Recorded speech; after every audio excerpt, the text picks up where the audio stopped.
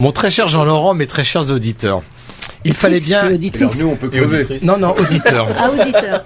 D'habitude, je dis auditeur, éditrice, mais là, je dis... Tu nous l'as fait des haches. Ouais. Il fallait bien que quelqu'un le fasse, et je l'ai fait.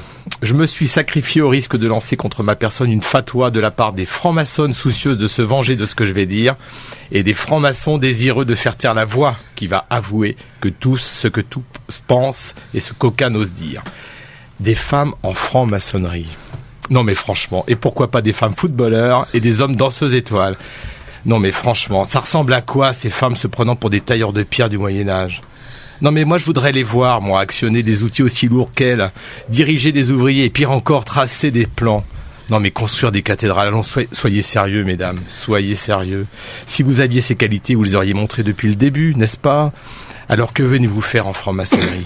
Laissez-nous, nous les hommes, les vrais, laissez-nous construire un monde meilleur. Soyez confiantes, s'il est meilleur pour nous, il le sera forcément pour vous. Et enfin, soyez sages, car qui mieux que nous, les hommes, savons ce qui est bon pour vous. Vous avez voulu le droit de vote ?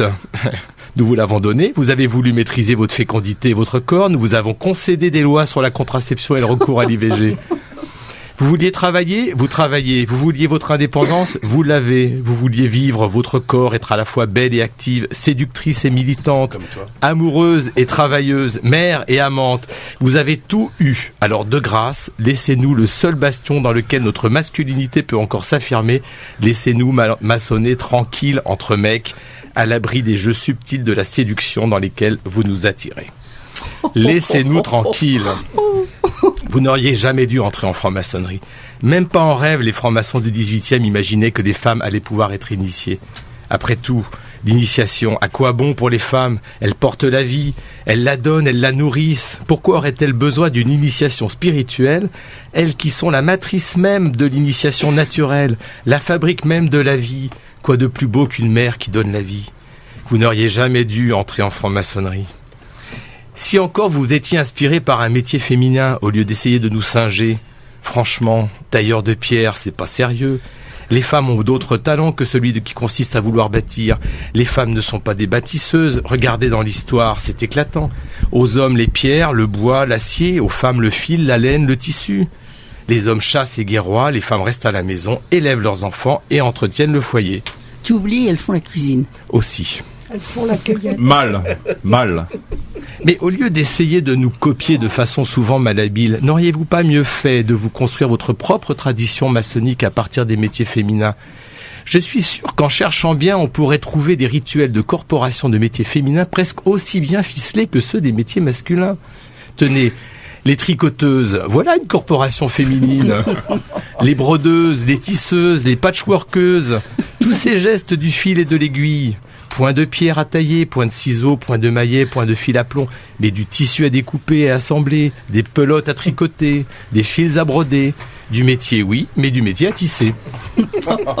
Bon, certes, vous allez m'objecter que cela est une vision ancienne, archaïque, un peu même réactionnaire du rapport homme-femme. Bon, je le concède, mais la franc-maçonnerie n'est-elle pas une démarche traditionnelle ? Ne fait-elle pas appel à nos racines, à nos valeurs fondamentales? Et il est vrai que la franc-maçonnerie, qui est une démarche de progrès, recherche ce progrès dans le respect des valeurs traditionnelles. Contradictoire, me direz-vous? Allons, mesdames, cessez de croire au lendemain qui chante. Vous savez bien que les hommes dominent les femmes. C'est ainsi depuis la nuit des temps, et même si cela semble changer en surface, vous savez qu'en profondeur, rien ne change. Au-delà du bavardage militant, de l'agitation égalitaire, les hommes restent les maîtres et les femmes leurs servantes. Et l'harmonie ne peut naître que si chacun reste à sa place. Après tout, dans nos temples, il y a bien 2 colonnes et non une. Et la lune, principe féminin, ne rencontre jamais le soleil, principe actif et masculin, siège de l'intelligence. Bon. Là, je vois que je suis allé il a un peu traîné. Je suis allé un peu loin dans son discours. Je sens que je suis allé un peu loin, mais après tout, c'est votre faute. C'est votre faute, mesdames. C'est vous qui avez commencé. Alors laissez-nous tranquilles. Pourtant, nous remarquons que vous faites des efforts pour vous émanciper. Alors, nous vous avons imaginé une franc-maçonnerie simplifiée, tout entièrement tournée vers les femmes et la féminité, une franc-maçonnerie d'adoption. Vous ne pensiez tout de même pas être assez autonome pour diriger des loges et pourquoi pas des obédiences. Il fallait bien qu'on vous guide. Nous vous avons offert la possibilité de faire vos preuves et vous nous avez montré que vous étiez capable de pratiquer cette franc-maçonnerie-là. Certes, cette autonomie que nous vous offrions était limitée. Il fallait bien que nous puissions contrôler que vous ne puissiez pas dénaturer notre franc-maçonnerie. C'est vrai, après tout, votre vision romantique du monde, votre attirance pour les affaires sentimentales, où le cœur prime sur la raison, où l'émotion brouille votre discernement. Bref, il ne fallait pas que notre franc-maçonnerie, qui, je le rappelle, est souchée sur une tradition masculine, soit dénaturée par des courants féminins, ou pire encore, par des courants féministes. Alors, laissez-nous tranquilles. Bon, je sais ce que vous allez nous dire. Vous allez nous dire, je connais vos objections. Vous pensez que nous avons peur de vous. Allons, peur des femmes, soyons sérieux. Nous les hommes, nous sommes des guerriers, des bâtisseurs. Nous aimons les femmes, nous ne les combattons pas. Vous nous dites alors que ce qui nous effraie plus que les femmes, ce serait notre part féminine, celle qui s'exprime dans nos loges masculines où les hommes se bisent, portent des kilts, s'attouchent, se regardent, se séduisent. Tu parles de Laurent Kupferman. Oui. Et de lui-même, parce que je l'ai vu en kilt. Non mais allons, soyons sérieux. S'il y a quelques invertis dans les loges, je vous rassure, ils sont minoritaires et ils savent se tenir. Et si un tablier couvre le kilt, les invertis. si un tablier couvre le kilt, sous le kilt, il y a des sous-vêtements. Oh. D'ailleurs, c'est Parle parce pour toi. que Pour Laurent, jamais. je suis pas allé voir encore. Alors, quand on vous livre en kilt, il faut monter après. D'ailleurs, c'est parce que nous sommes des hommes, des vrais, et que nous savons que nous ne pouvons résister à vos charmes, que nous fermons l'accès de nos loges. Imaginez un peu les femmes en mini-jupe assises en face des hommes. Comment travailler la gloire du grand architecte de l'univers? Comment chercher le principe lorsque l'origine du monde nous est si proche? Certes, nous aurions pu vous obliger à porter de grandes robes noires, comme celles que portent les sœurs de Il y la a que Grande Laurent Loge qui regarde féminine ce qu'il y a de sous les France. kilts. Mais là encore, vous auriez été les premières à crier à la discrimination et très vite les plus revendicatrices auraient obtenu que les hommes aussi portent des robes noires pour cacher leur corps. Non mais des robes, des hommes en robe noire et pourquoi pas des bigoudis. Bon, enfin.